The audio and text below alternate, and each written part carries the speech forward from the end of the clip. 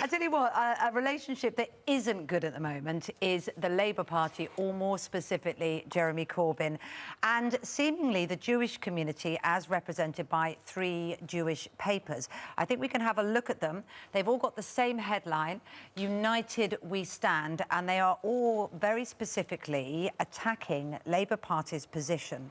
Now, it's complicated, but to simplify it, what it seems to be is there is a new code of conduct to try and tackle all the accusations of anti-Semitism within the Labour Party at the moment, and they've missed out 4 definitions of anti-Semitism that are defined by the International Holocaust Society. Yeah, the International Holocaust Remembrance Alliance. Yeah. So there is a definition of anti-Semitism which is accepted by the police, the Crown Prosecution Service, the Scottish Government, the Welsh Government, numerous local authorities. The Labour Party National Executive Committee decided not to accept that definition in full, particularly with relation to 4 case studies and examples.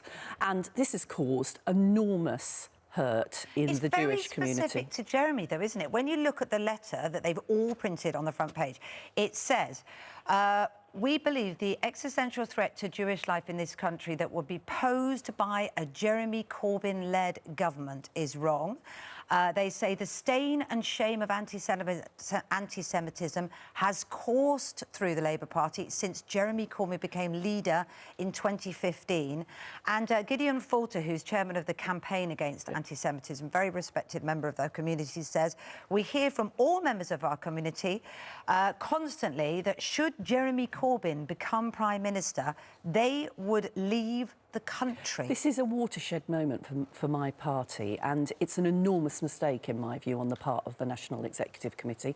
The Parliamentary Labour Party, made up of Labour MPs, has already strongly said we think we should have properly adopted the IHRA definition of anti-Semitism, and I think the only way back for Labour, the only way to look as Jeremy says he is, that we're serious in tackling anti-Semitism, both more widely in the community and, I'm afraid, within our own party as well, is to accept the definition and try and find a way back with the Jewish community. How can you vote Labour when you see that sort of thing? Because there's a whole range of other issues, as you well know, Ian, that are significant in terms of forming a government. But this is, and plenty of people have decided not only that they can't vote Labour, but they're going to leave the Labour Party, and that's why it's so serious. Has there been a change? Just one question. Has there been a change since you were there as Home Secretary, since you were, in a position in the Labour Party, to the position of the Labour Party now under Jeremy Corbyn in terms of the way Jewish people are regarded and treated? I think there is a change in the way in which... I think there's a change in what Jeremy believes. I don't believe he's anti-Semitic. Is he to blame? Yes, I think he is to blame. He's the leader. He could sort out this problem now by being clear with the National Executive Committee, which is largely now controlled by people who support him and are of his way of thinking, that actually we need to adopt, as we do with other forms of racism, we say those people who experience the oppression can define it. We seem to be saying with the Jewish community, whoa, just a minute, we know better what a definition of anti-Semitism is. It took them months and months and months to deal with all of these anti-Semitism complaints. It took them, I think, 6 hours to discipline Margaret Hodge when she had a go at Jeremy Corbyn on this. That tells you all you need to know. She called him anti-Semitic. She did, but she's you say you don't think angry. she is, but she's a member of that Jewish community. I don't think he is anti-Semitic. I think he tolerates it, though, but he doesn't see that. Is that almost end up the same?